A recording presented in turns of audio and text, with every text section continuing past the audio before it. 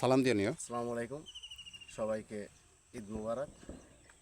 আসলে আমাদের শানকিরচর ছোট্ট একটা গ্রাম। এই গ্রামে বেশিরভাগ যুব সমাজেই প্রবাসী।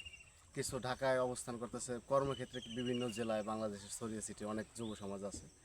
সবাইকেই আবারও আমি ঈদের শুভেচ্ছা জানাচ্ছি, ঈদ মুবারক।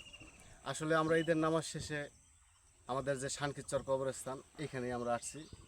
আমাদের পূর্বপুরুষেরা এখানে শায়িত আছে, তাদের রুহের মাগফিরাতের কামনার জন্য আমরা দোয়া প্রার্থনা করছি।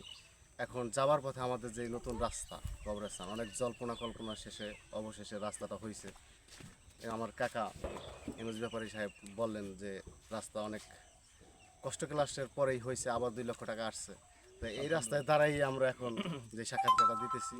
আসলে শানকিরচরের প্রত্যেকটা মানুষ, যুব সমাজ থেকে শুরু করে মুরব্বী, ছোট শিশু, প্রবাসী, সবাই অনেক খুশি।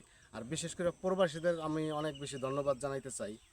তারা আসলে ইলেকট্রনিক মিডিয়ার মাধ্যমে শানকিরচরের অনেক দুরবস্থা তুলে ধরছে। তারা রাস্তা হবে কি হবে না, মানে তারা ফেসবুক, ইনস্টাগ্রাম বা আরও যে ইলেকট্রনিক মিডিয়া আছে ওইগুলোর মাধ্যমে তারা অনেক তীব্র প্রতিবাদ জানাইছে।